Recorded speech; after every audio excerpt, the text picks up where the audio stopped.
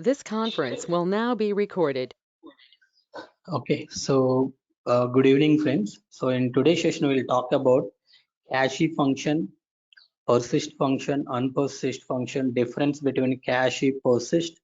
Then we will talk about storage levels available in Spark, example with the transformation flow, and then we do the lab. So as you know, in all our training sessions, we do the lab at the end of the session. Similarly, today also I have taken the lab session. We have a little bit, basically it takes more time when we are talking about cache and persist because I cannot test it with a small data, right? I need to take some at least lakhs of records, right? So I have taken some lakhs of record for persisting into the memory so that we will see what happens when you are reading data from the disk, what happens when you are reading data from the memory. Okay, you need to see that difference when we need to go and use cache, when we need to go and use persist, when we will go and use the unpersist also. We are going to understand it very clearly. And this is one more very important parameters to optimize the performance. In interview, if anybody asks you how to optimize the performance of Spark job, the first thing that you need to do is you also have to think over when you are going to persist, when you are going to write the intermediate data into the memory. So the intermediate data frame, whatever data you have, that data frame you need to cache it into the memory so that you can directly read data from the memory instead of recalculating. So at this time you will not be able to understand everything. Let me just start one by one slide.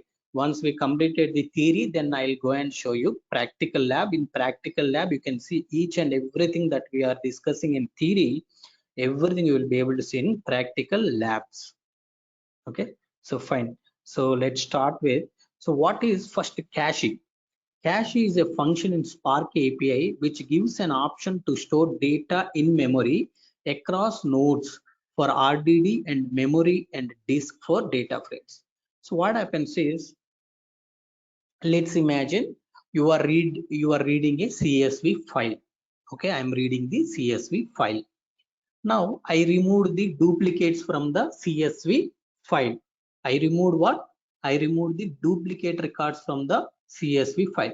When I remove the duplicate records from the CSV file, what you will have in the resultant data frame?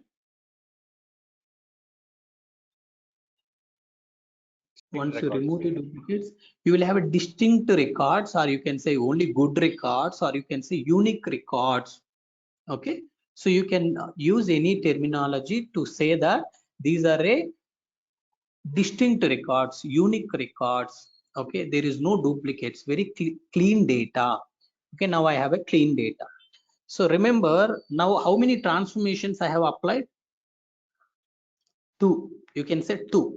One is read statement is also a transformation. If you remember, in the RDD, I have shown you in the example, when you read it, file will not be read because it's a transformation. Similarly, you read the CSV file, that is the transformation one.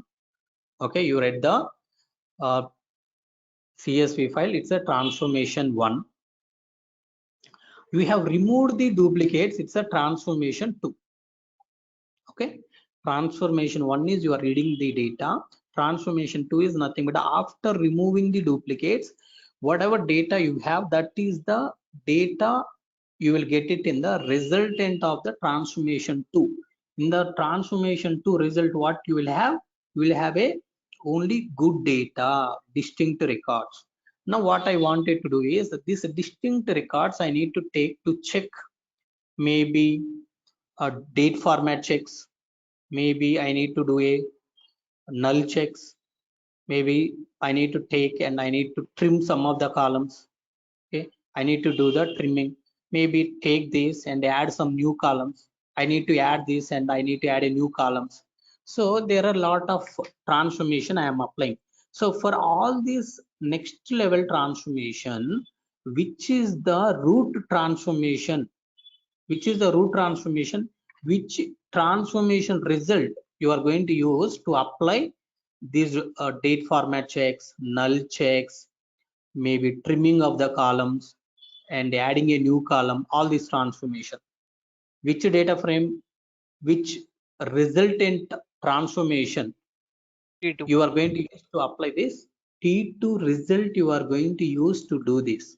Now what happens if you are using, if you're not using cache and persist it any places, what happens is, let's say when you are applying the date format checks on this resultant data, what happens, you know, when you are, when you apply this particular date format checks on this, and when you apply action on this, it's a collect is a action to say that okay, the resultant of this transformation, the resultant of this transformation I need. Then what happens, basically the, if you want to generate resultant of this transformation, you need to move to the T2. If you want a T2, you need to get a T1. So meaning it basically, if you want a T1, it has to go to source and it has to read the data. Meaning when you apply date format checks, a lot of things are going to happen in background. It reads the data, it applies the duplicate checks, then it basically do the date format checks. Okay, this is the first step. How many of you understood this step? Everybody understood? So maybe my writing is not good. Okay, everybody understood now? Very good. Now can you guess it and tell me, when I apply null checks on the data and apply a collect or some action, what all things are going to happen in background again? So if you want to get the null records result, first null transformation. If you want to get a null record, null transformation, if you want to apply, so you need a parent data frame. Parent data frame will come from the T2 transformation, meaning you must have to perform a duplicate checks. So if you want to apply duplicate checks, again you need to apply a read statement. So from where you are going to read the data? From the source. Again, when you apply null checks, what happens? It reads the data again, it do the duplicate checks, then it will do the null checks and it generates the result. Meaning every time three steps are happening. So reading the data, removing the duplicates. Third thing is here date format checks happen. Again, when you apply null check, what happened? Reading the data, removing the duplicates, applying the null check. Again, when I apply a trimming, I want to do some trimming of the columns. How many transformations we need to execute when I say collect on this? Again, reading data, remove duplicates, apply trimming. So again, three transformation. Got it? How I can, so is there any improvement that I can able to do here? Is there any improvement that I can able to do? Is there any improvement that I can able to do? Exactly what you need to do, this resultant data, this result, you keep it in the memory. This result, you keep it in the memory. So when you keep this result in the memory, what happens when you're doing a data format, date format checks, directly read data from the memory, it applies the check, only one transformation. So again, when you want to do a null checks, it reads data from the memory, it do the null checks. When you want to do a trimming, it reads data from the memory, it do the trimming. When you want to add a new column, it reads the data from the memory to add the new column. So very simple. So here, when you are writing data into the memory, so one of the function that you can use is cache is a function in Spark API, which gives an option to store data in memory. So where is memory? Memory will be there in the cluster. What is cluster? Group of computers. Each computer will have a memory. So in that memory, we are going to store this result. So in each worker node, what will execute in each worker node? What we are going to execute on each worker node? On executors under course, what we are going to execute? Quickly Partitions, tell me. tasks. Partitions, very good. So these partitions, let's say I have a three computers, computer one, computer two, computer three. Okay, so when you have three worker nodes, if you have three, like let's say there are four partitions here, four partitions are here, four partitions are here.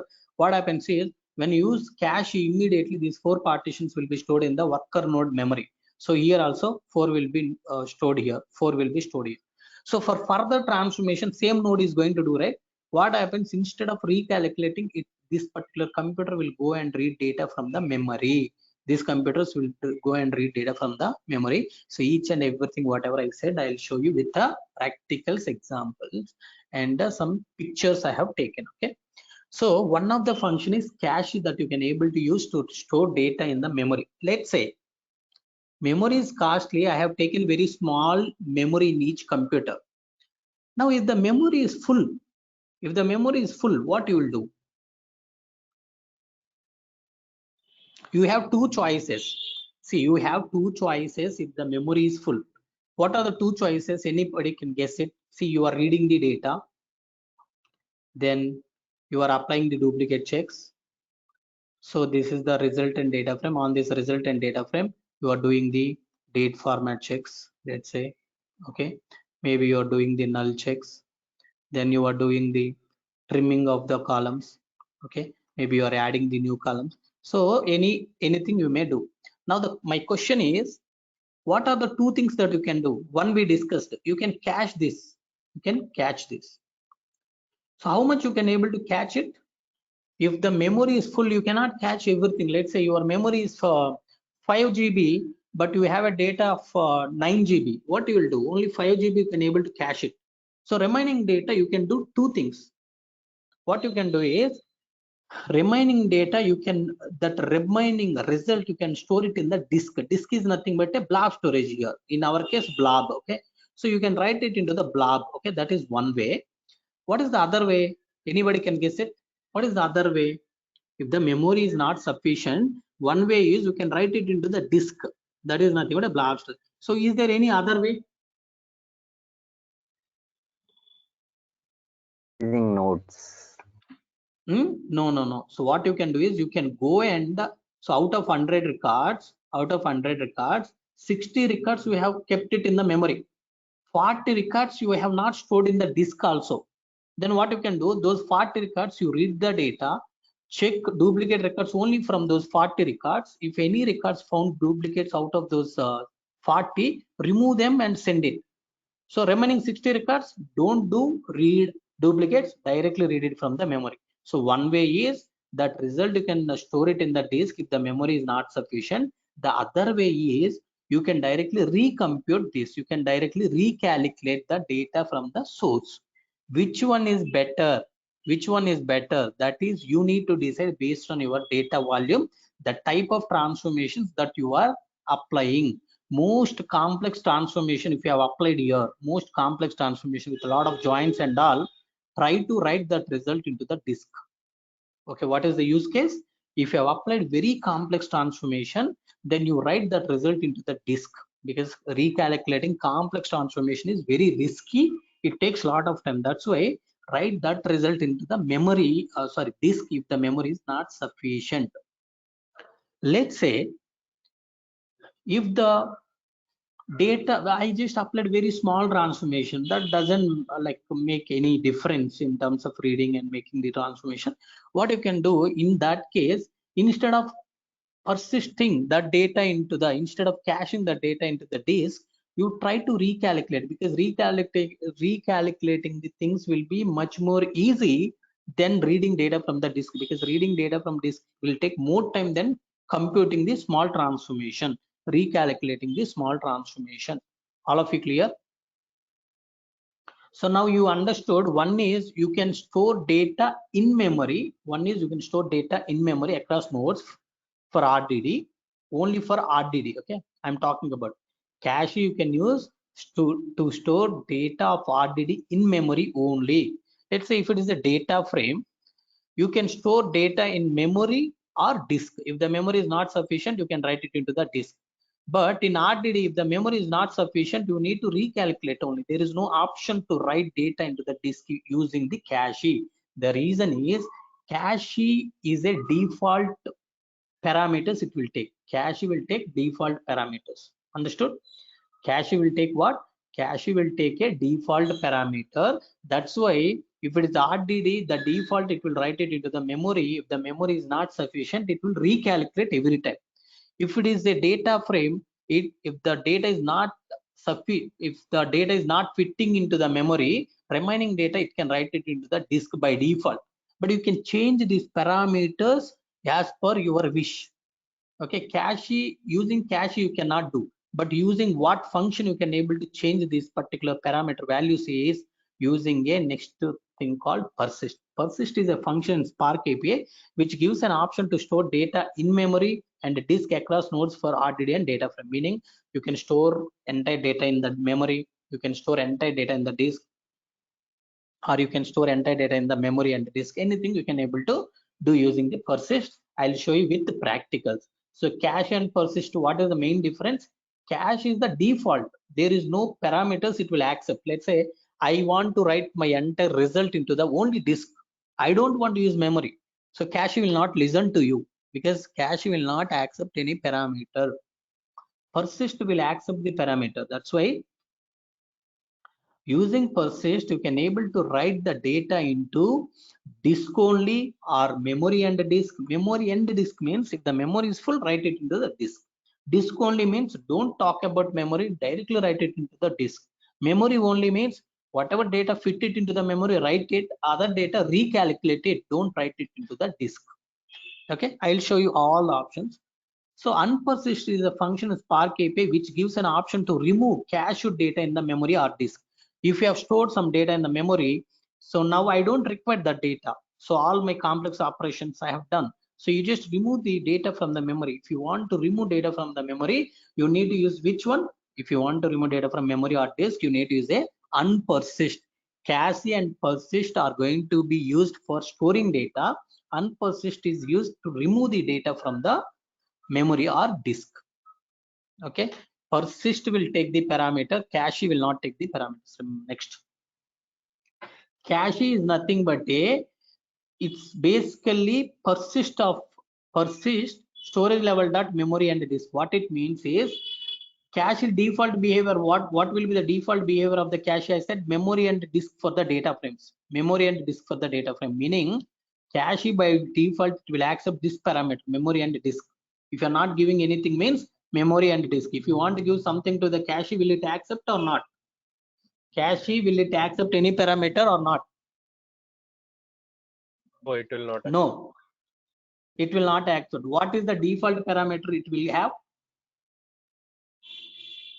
What is the default behavior it has? What is the default parameter it has?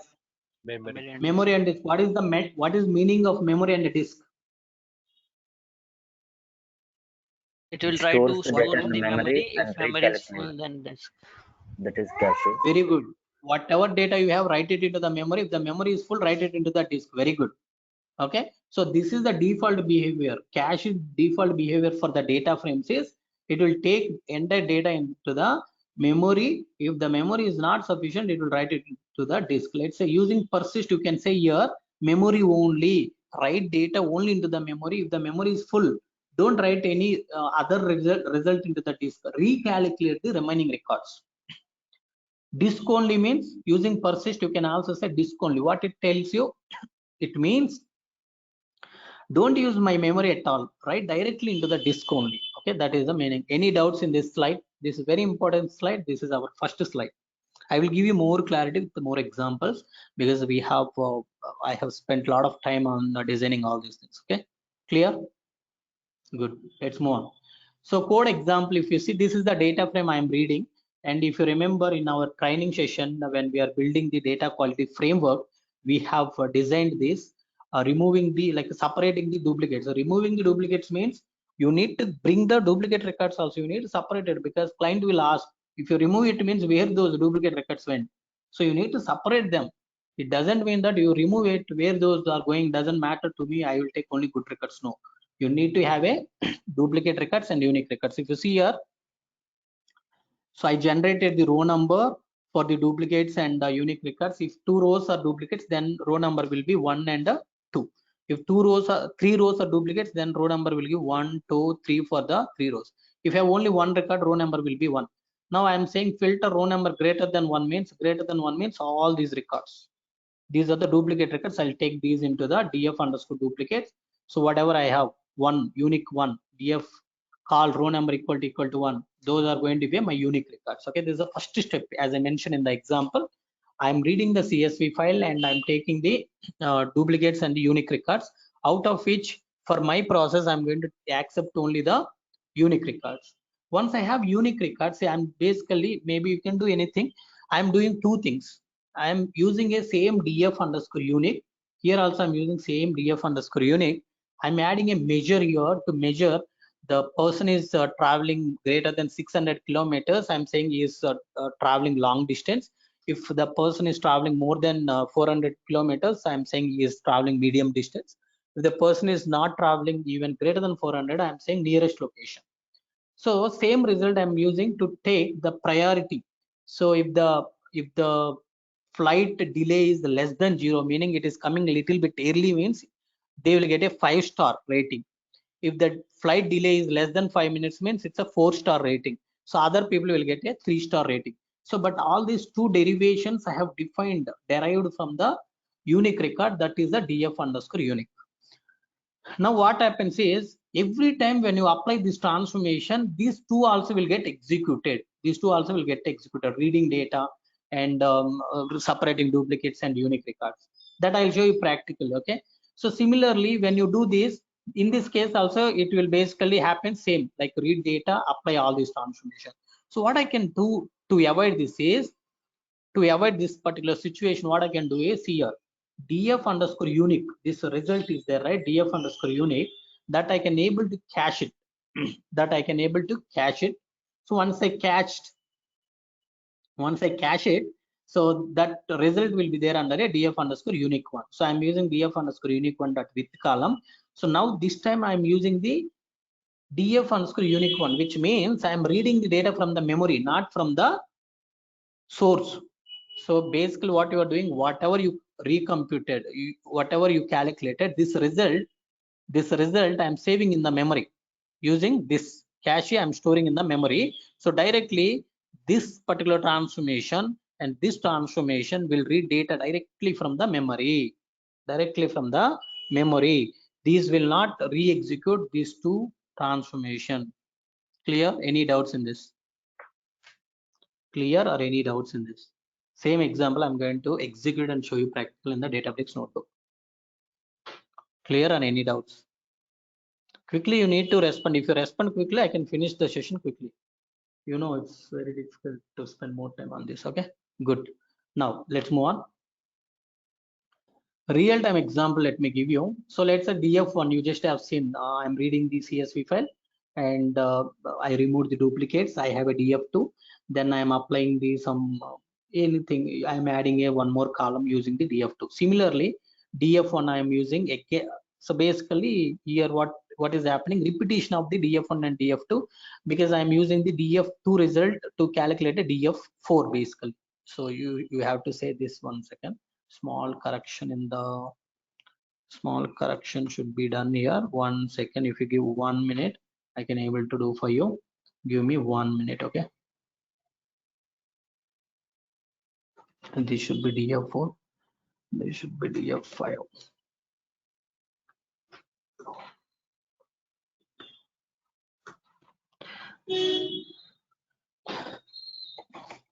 Okay, so if you look at here, right, so df2, so from df2 I am calculating df4. Similarly, df1 I am calculating df2. So from df2 I am defining df5. Maybe you just have seen measurement, the priority of the flights, something like that I calculated.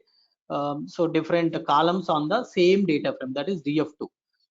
Now what is happening is, when you are calculating df3, everything is going to get executed, df1, df2, df3. When you are calculating df2, df1 will get executed. When you are calculating df5, df2, df1 will get executed again. So this here, what you understood, this is the common, df2 is the commonly used data frame. Once you understand df2 is the commonly used data frame, you just use df2 and persist, or you can use df2 that cache. If it is rdd.cache or df2.persist, rdd.persist, you can use anything. What to use, how to use, everything we will see. Now I have a df2. What I can do on this df2, I can directly, I persisted into the memory. So what I can do is, I can read data directly from the df2 data. I can read it from memory. I can calculate df3, df4, df4. It will be very simple for me. So I no need to recalculate df1 and df2 every time. Instead, I can read the df2 result and calculate df3, df4, df5 very easily. Cleared, all of you? Give me quick confirmations quickly, please. Speak out. Sudha, clear, very good. Yes. Clear. Abhishek Sharma, very good. Good. So let's move on. Memory only. What is meant by memory only? Store RDD or data frame as a deserialized Java object in the JVM. Remember, deserialized means it's kind of a language perspective. You may not be able to understand. Just remember as a compressed file and the uncompressed file. So compressed file will be a little bit less space it will occupy. Similarly, deserialized is nothing but it's not a compressed. It's not compressed. Deserialized means not compressed. So that's why this deserialized data will take more space in the JVM. Okay, so what happens is whatever data frame, whatever RDD we have, that will be stored in the memory JVM. Okay, so if the RDD or data frame does not fit it in the memory, some partitions will not be cached, will be recomputed on the fly each time when they are needed. What I mentioned, so memory only means whatever data fit it into the memory, it will store. Some partition will not be cached. Those will be recomputed on the fly whenever you need. You understood? So out of 100 records, 60 records you stored in the memory, 40 records you are not able to store because there is no space. What you will do is you will recalculate. If you are using memory underscore only, meaning use only memory means it will write data whatever memory is available till that particular memory free space, it will write entire data. Once the memory is full, it will just skip those records, it will recalculate. Okay, so but as I mentioned, memory underscore only you can use when you are applying a small transformation. Okay, in that case, instead of reading the remaining records from the disk, recomputing will be faster. Next, this is the default level of the RDD. So when you say RDD.cache, the default behavior is memory only. It will always behave as it will store entire data into the memory. Whatever data is remaining data, that will be recomputed, recalculated if you're using a RDD.cache. We can use cache or persist function to use this level of RDD for RDD. Okay, so you can use cache or persist, both functions you can use to set this level, because cache is the default level, persist is also default level on the RDD. Got it? Next, this storage level is available in all Spark APIs.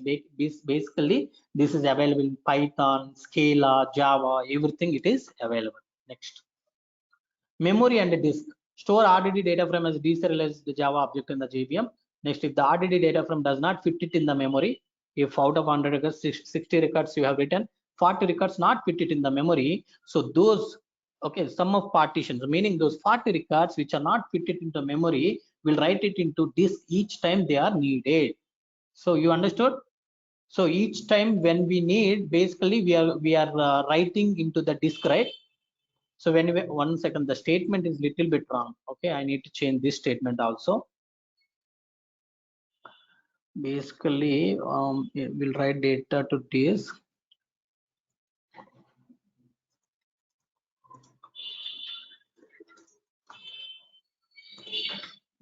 Okay, so this is the ultimate statement that you need to understand. Okay, so this statement you need to understand. If the RDD data frame does not fit it in memory, some of partitions which are not fit in memory will write to disk and read data from memory and not sync disk each time they are needed. Whenever we need data, so instead of recalculating whatever data is there in the memory, we will read it from the memory. Whatever data is there in the disk, we will read it from the disk. All of you understood? So whatever data we have in the memory, we will read it from the memory. Whatever data we have in the disk, we will read it from the disk. Clear? Next. Default level for data frame is memory and disk. Default level, whenever you say df.cache, it will try to put everything in the memory. If the memory is full, it will write it into the disk. This is the default behavior of the cache. Okay, cache default behavior on the RDD is what? Cache default behavior on RDD is what? Memory only. Cache default behavior on data frame is what? Memory and disk. Remember, you can set this level using cache and persist for data frames. You can set this particular memory and disk using the both cache and persist. You may ask which one is best to use. Doesn't matter. You can use any of these. Both will give the same result. This storage level is available in all Spark APIs. Yes, memory and disk is also available in Python, Java, Scala, and all languages. Okay, next. Disk only. So store RDD data frame as deserialized Java object in JVM. So if the RDD data frame partitions are stored on disk, it will read from disk each time they are needed. So basically, directly to write data into the disk only. If you want to write data only into the disk, which one I need to use, cache or persist? Cache or persist? Only persist, because cache will not take any parameter. Persist will take parameters. Cache, as I mentioned, for data frames, the default is memory only. For data frames, memory and disk. But if you want to set only disk only, okay, if you want to change any storage level, you need to use a persist. So that's why you can set this level using only persist for data frames and RDDs. This storage level is available in all Spark APIs. Yes, disk only is also available in Python, Scala, Java, in all languages. Now let's come to the different storages. You see here, memory only. Memory only is available on data frames and RDD. So if you are using a RDD.cache, if you say, by default it will use memory only. If you are using RDD.persist, you can mention RDD.persist also default it will use memory only. Okay, memory and disk means df.cache if you use, memory and disk will be used. df.persist if you use, default it will use memory and disk. Memory underscore only serialized. This is only available in Java and Scala. This is not available in Python. Serialization is not available in Python. That's why you will see when I am executing Python code, the serialized storage levels will not be appeared.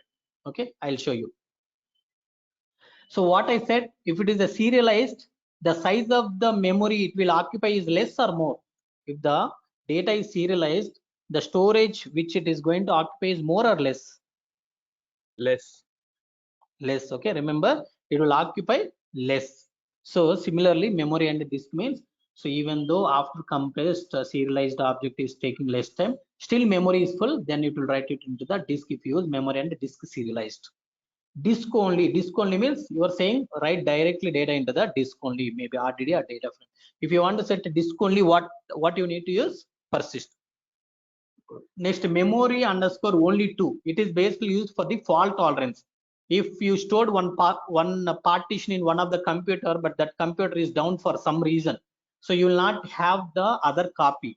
So what you have to do now, you need to recalculate. To avoid that, memory underscore only 2 copies you can able to store, but this is not recommended, because only one copy only, many people will think over that whether storing this data is correct or not. Okay, so storing 2 copies, very rarely people will use. This is for the fault tolerance. Let's say, as I mentioned, there are 4 computers. Okay, so there are 3 computers. Okay, 3 computers. Now in each computer I have a 4 partitions. Now what you have done, these 4 partitions you have stored in the computer. You have stored in these computers. Now this computer is down for some reason, so you lost all the 4 partition. You need to do the all recalculation. To avoid that, if you say memory only 2 means this 4 partition will store in this computer also. Now what happens is, if this computer is down, you have the remaining 4 partitions in this computer. You have a backup copy available if any computer is down.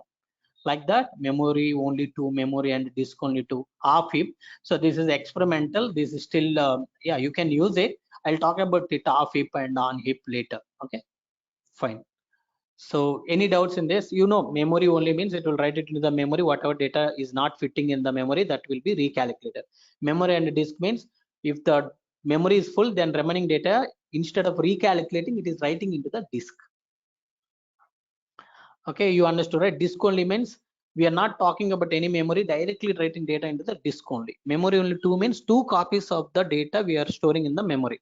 Memory and disk of 2 means, so 2 copies we are maintaining. Okay, good. Let's move on. Storage level summary tables. If you see storage level summary, memory only. So for memory only, space is high. Okay, so more basically it takes more memory, because it's a deserialized. That's why it will take more space. So CPU time is less. The reason is reading data from the memory is very, very faster. That's why CPU time is very low. Quickly you can able to read the data. So entire data it will write it into the full data will be written into the memory. Whatever data is not fitting in memory, it will be recalculated, but it will not use any disk. That's why disk is not applicable. Is it a serialized? No, serialization is not there. That's why it's not applicable. Will it allow all languages? It supports all the languages. Yes, all languages it will support. Next, memory and disk. It use again high space. The reason is it is basically not a serialized. CPU time medium. The reason is some data may be writing into the disk. So reading data from memory is faster, but reading data from the disk is it takes more time. That's why medium time it will take. In memory, yes, full memory will be used. On demand, if the memory is full, then on demand it will go to the disk.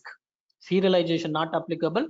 It supports all languages. Similarly, disk only. Disk only means whenever data is writing into the disk, it will try to serialize. That's why.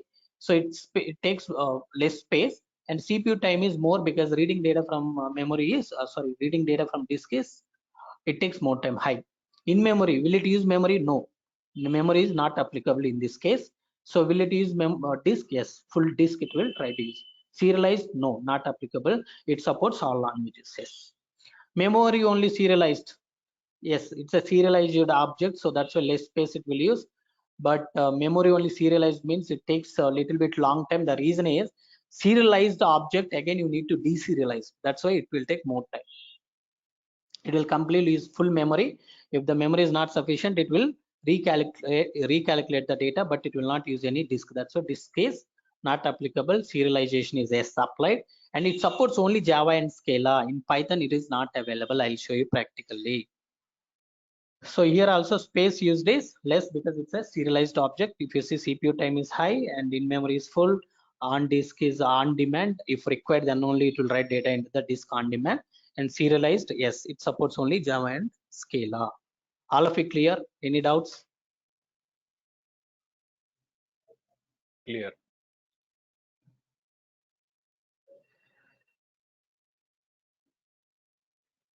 Okay, good. Let's move on.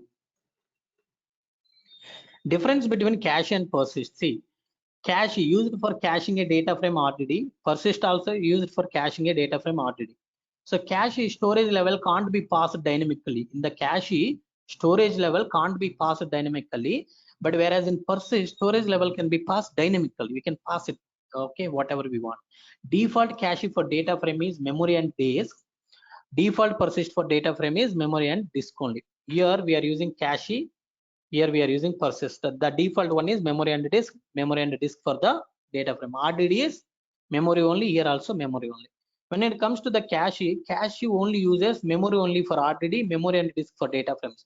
Whereas persist, we have other storage levels can be passed like memory only, memory and disk only, memory only to memory and disk to. Why I have not used serialized things? Because serialized things are not supported in Python.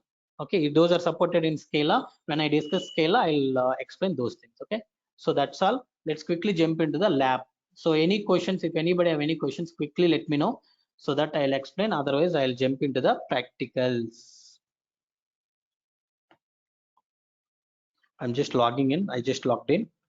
So now you can see oh shit. Okay, fine. Let me create the cluster. So you know it's a demo cluster, something you can create. You know, single node you need to create if it is Azure Databricks. Okay, then you can go to recents. You can see cache, persist, and unpersist. Okay, so just wait. Okay, just wait for some time. So until the cluster is available, you can take a deep breath.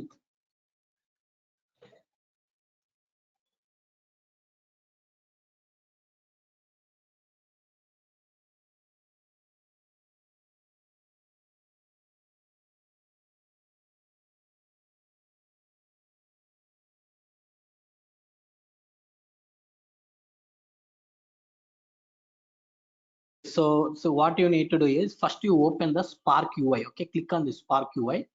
So once the cluster is available, it will open, but we need to open the Spark UI in another tab so that we can see whenever we have cached it, we can able to see. So if you see here, I have a records up to what is this? This is 13 lakhs 91,598 578 records. 13 lakhs records I have. Okay, 13 lakhs 91,578 records I have. So I'll try to use all these things to cache it and explain this particular lab. That's why it takes some time. So let's spend some time. Okay.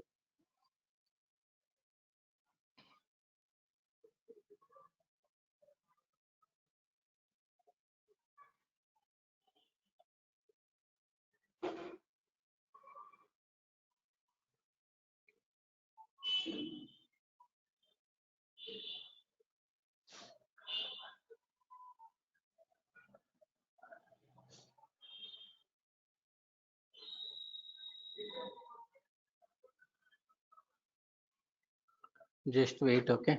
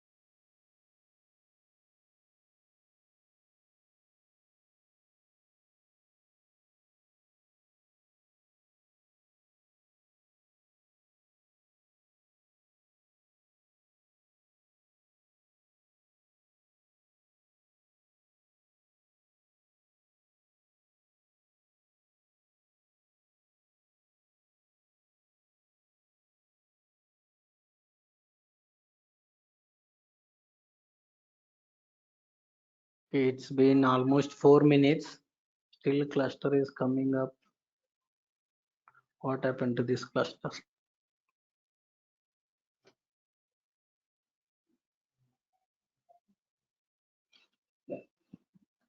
Okay, fine. Let's go on.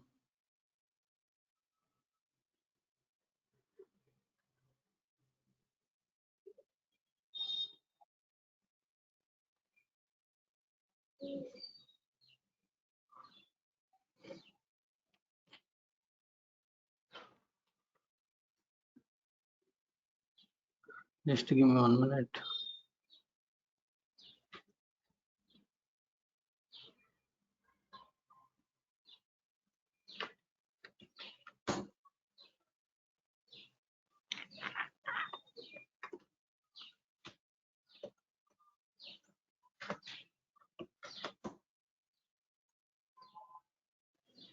Oh my god, what happened to this password?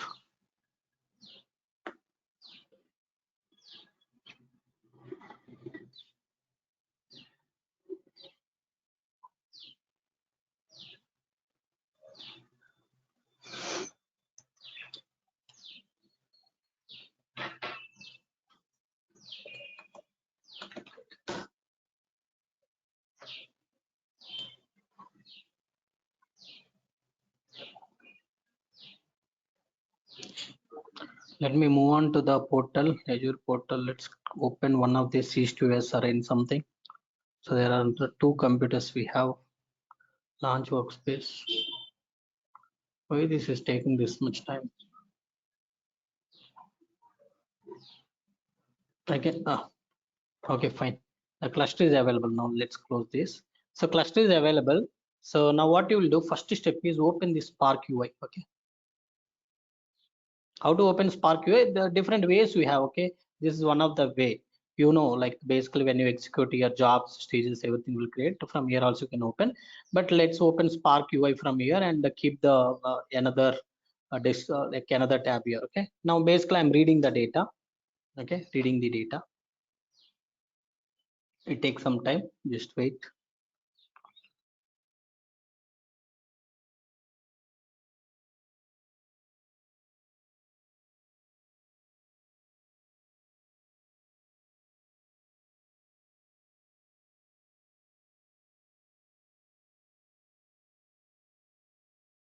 Okay, so basically job got created. We read the data frame, and now basically I'm applying the duplicate checks, and there is a duplicate checks and null checks. Duplicate checks. I'm separating the duplicate records and the unique records. So now what happens is here, why it is taking less time? Why this is taking more time? Because you know, right? So basically CSV file, it read one record from the source to make sure the path is existed. Okay, that's why here one job got created, job ID 0. So here this is, I'm not applying any action on this. That's why these all things are not going to happen. Let's say now I'm going to apply the action, that is count. I want to know the number of records, total number of records I have in the DF. DF is nothing but this one. Total number of records in the DF, I'm going to get it. Now let's see 1391578. So these are the whatever number I have mentioned. Let's say now I want to get the unique records. Oh shit. Let's cancel this. Let's comment this count. Let's take a unique record count. df underscore unique dot count. The unique record count you can take.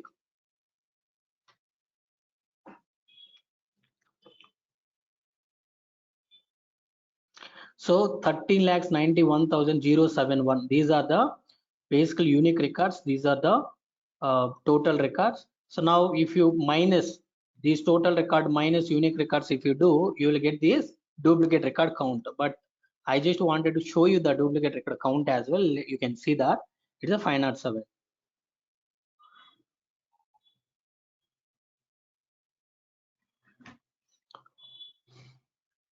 Okay, so default parallelism. Did you remember the default parallelism? How many partitions it will create by default? Okay, default parallelism. How many partitions it will create on max data? 8. Okay, so as we discussed. Now I'm basically looking at the unique records I'm taking and I'm calculating the measure. What happens? You see here. What is happening? You see here. So first job got created. So there are 8 records, meaning from the source it read those records and it has applied the duplicate checks. So these 08 records basically it already calculated. It basically read the data. That's why that is skipped. Reading the data again is skipped. And on those 8 records, basically this transformation. Okay, this transformation applied on this particular data. So basically see, so 2 times 8 partitions read 2 times here in this case. Okay, because first time is reading data and applying duplicates. Second job is basically it is for the with column. You are basically adding the new column and doing these things. Okay, basically these stages, when these stages will get created, you know, the stage will get created when you apply y transformation. This is not a y transformation. When this is happened is here I have applied y transformation partition by. So data is partition by, there is a y transformation. So what happened is first 8 records basically reading the data. Okay, only reading the data is these 8. Okay, so these next 8 is basically removing the duplicates and adding these things, everything. Okay, fine. Now you are able to see, right?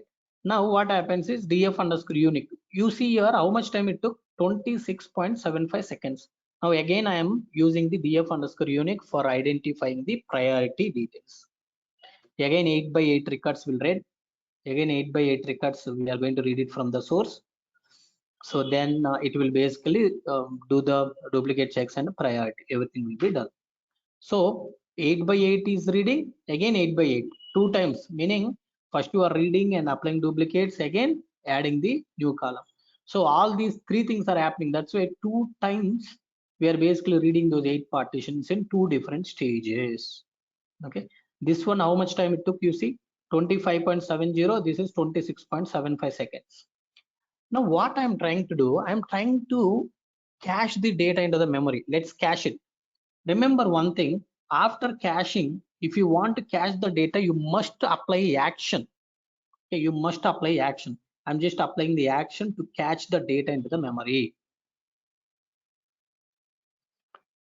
So till here, I would have shown the storage. See, just now, basically it has a job. Job basically has written data into the memory. So let me do one thing. Now I have to, one second, I'll show you because I have not shown you this. Directly I have done this, okay? Now you refresh this Spark UI. That is unpersisted. This is very clear now because what I have done is I have uncached. Now I am explaining again. This is the common data frame that I want to cache it. df underscore unique dot cache. So as we discussed on df1, if you apply a cache, will it use a memory and a disk only, or it will use only memory only, or memory and disk? Which one it will use on data frame? Memory and disk. Memory and Memory. disk. Let's see. Let's execute this. Now after executing cache, once this is executed, we can able to see.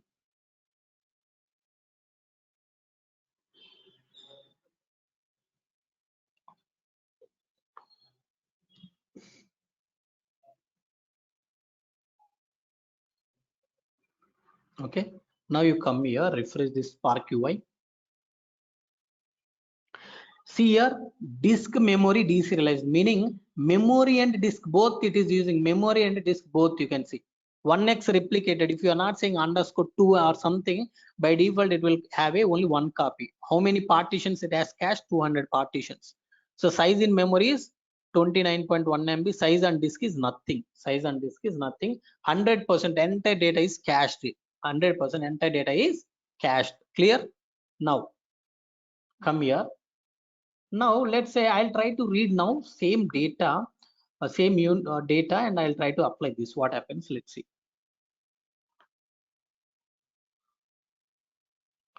You see 0 by 8 is basically skipped. So what it has done? What it has done? It has basically skipped the 0 by 8 partitions. It has skipped the 0 by 8 partitions. It skipped 0 by 8 partitions. It skipped. It just directly read the data from the memory, that is 200 partitions. You see here, data while it is caching, it has created 200 partitions and it has cached. These 200 partitions it read from the memory and it calculated. But 0 by 8 is skipped. That's why how much time it took? Earlier it was 26 point something, but now it's a 20.03. If you re-execute once again, it will be less only, but it will never reach to the 26 seconds.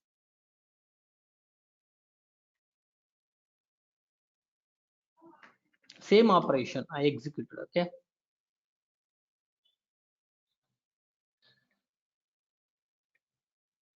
See this time 18.16 seconds, meaning so almost 1/3 you can able to improve the performance. Here you see 26.75 seconds it took. Earlier it took here after caching 20 seconds. Now it is taking 18.16 seconds. Now further let's see here 25.70 seconds it took for the second priority column when we are adding this transformation. Okay, let's see this now. 25 seconds it took. Will it take less than 25 seconds or not? You can see.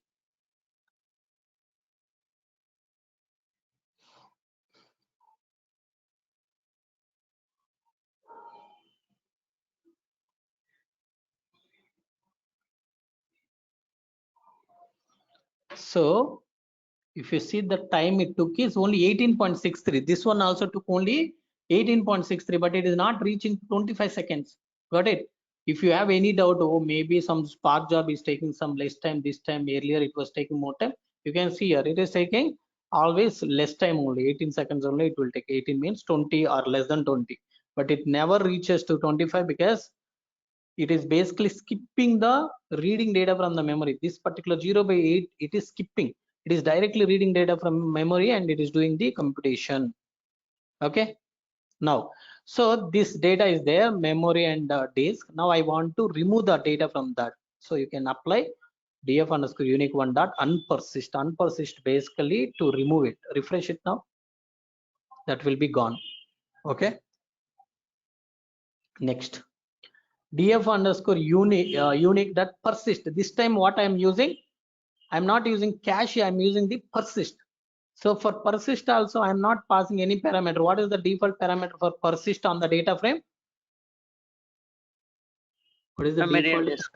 Memory and disk only. Memory and disk only. Let's see.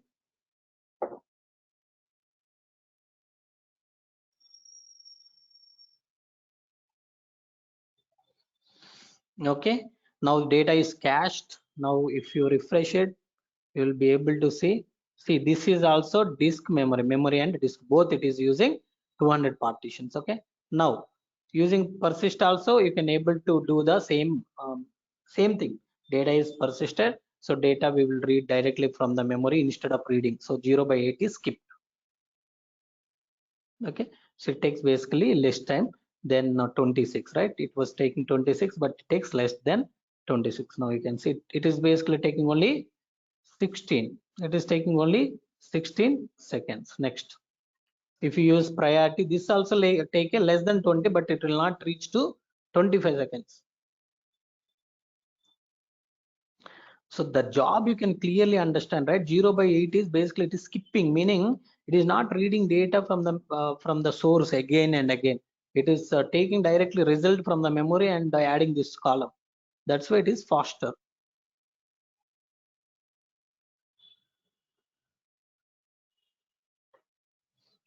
It is taking 24.70, but if you re-execute it, let's see. Because if you can able to test with a, but it is still less than a 25. Okay, you can able to see here also jobs 200 by 200 is running, not 0 by 8.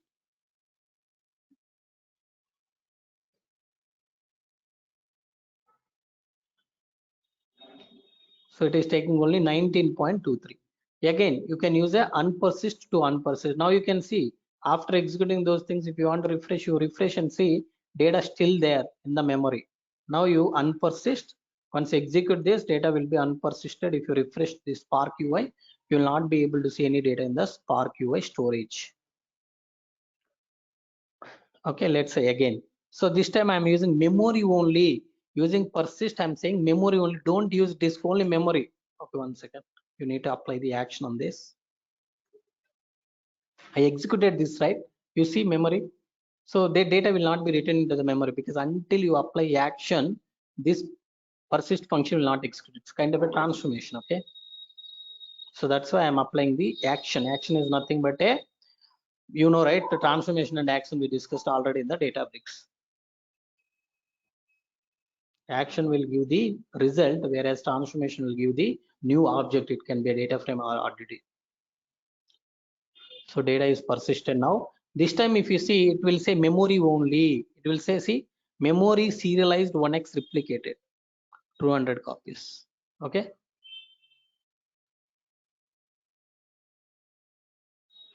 So when you use memory only, what happens? Is it a deserialized or serialized? You see here, it is saying memory serialized, meaning when you use memory only, default it will use a serialization. So that's why we don't have a default serialization. You see here, when I say storage, we will have underscore serialize. Such kind of things are not there here. Okay, but the reason is when you use memory only, here itself you are getting the serialization. You see here, memory serialized 1x replicated. Execute this. Earlier one is deserialized. Okay, this one memory only is serialized. Now again, if you see same thing, directly it will read data from the memory and it will skip these things.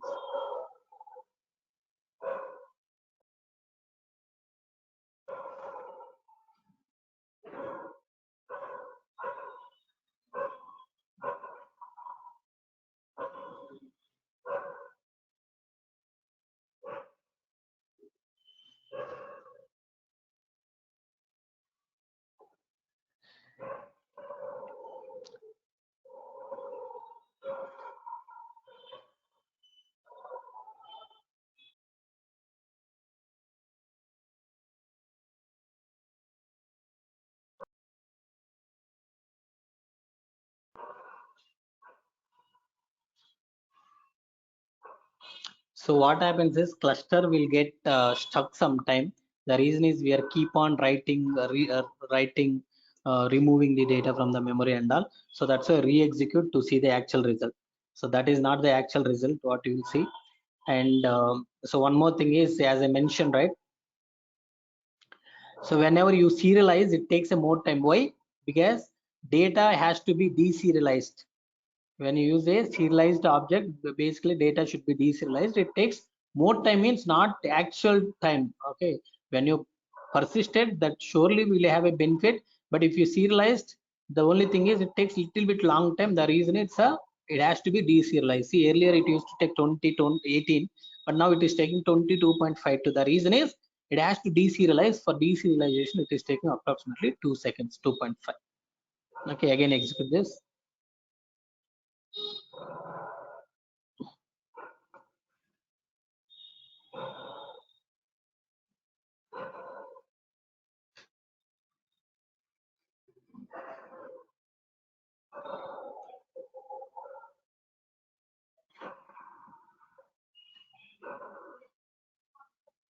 Everybody is able to understand? Any doubts in this? All of you clear on this, friends? Everybody is getting clarity or not? Malia, Everybody the performance of memory only will be better than the disk only, right? Yes, always. Memory will be faster than disk. That's why Spark is faster, right? We will talk always. Spark is in memory and all. Why? Because memory is faster than disk.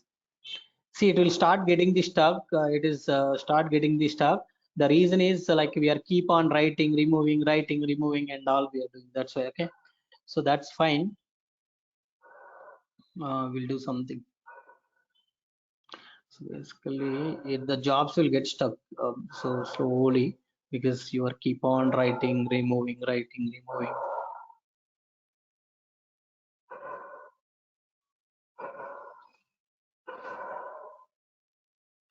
You see, data is there in the memory serialized 1x replicated.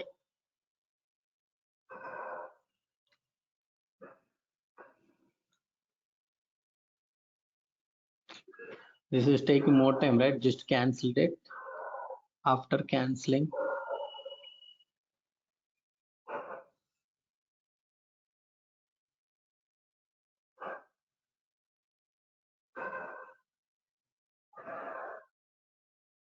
do one thing, just to detach and reattach. Okay, when you say detach and reattach, as you know, you need to first execute first few cells.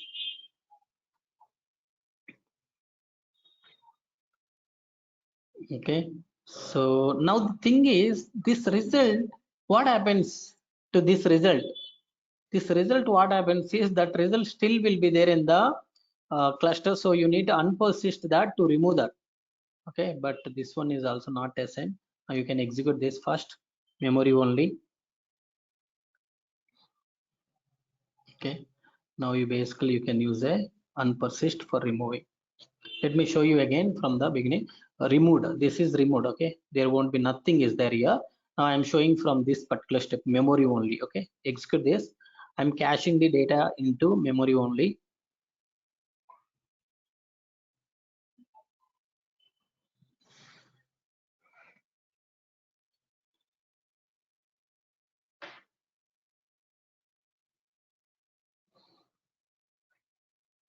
Okay, fine.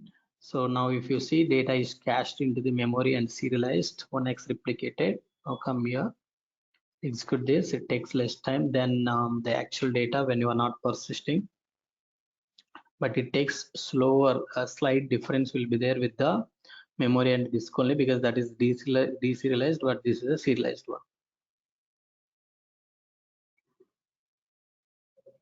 So you see here, it is taking 16.7 for good.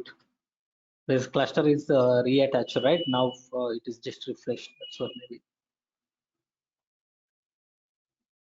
But surely there is a difference because it takes some more time for the deserialization and so there will be a difference. Okay. So now you see this is basically taking 17.49 seconds. Okay, fine. Now, if you want to unpersist, you can unpersist this one, whatever data you have written to the memory only. Memory serialized, okay, gone. Now I want to store data only on the disk, not on the memory. Okay. but you must apply action, otherwise this will not be cached into the disk. Now you refresh it, you will not get it yet. The reason is still this is executing. Once the execution is finished, it will be cached into the disk only. This time only disk only.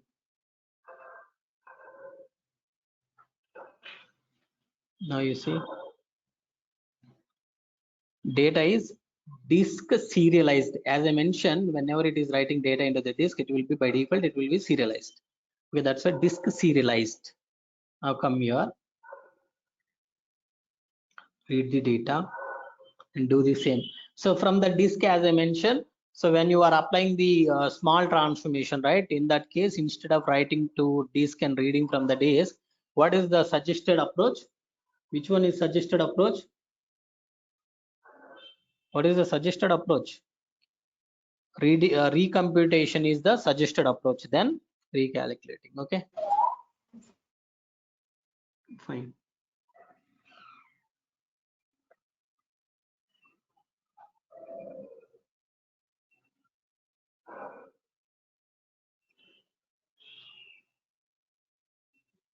So it take less time basically. Okay, now I am unpersisting data that I have written into the disk also.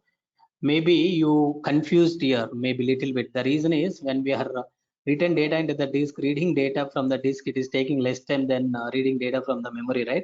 But don't confuse, in real time, actually when you are dealing with the huge data, reading from the disk will take more time than reading data from the memory. Okay, reading data from memory is always faster than reading data from disk. Okay, so now df underscore unique is a data frame that I'm converting into RDD. So I'm using r1.cache just to tell you R1 is what kind of R1 is what.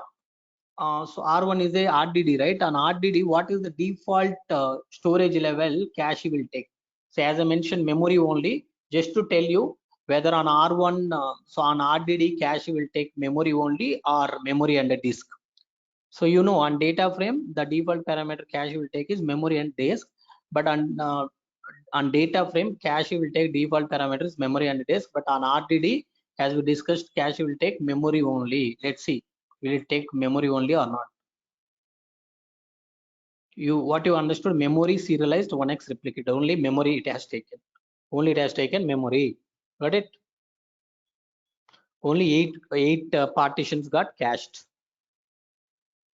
Clear? All of you clear? If you want two replications, what you can do, you have to say disk only 2. If you want, let's say this data, let me unpersist again, R2, let me unpersist. So whatever data you have cached, that also you can able to unpersist using the unpersist function. Okay, so execute this, that is gone. Now come here, let me show you this. I will not execute anything else. Let's say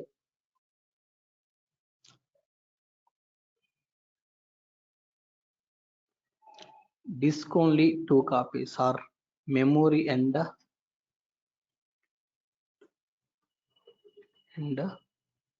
disk 2 copies. Let's execute this.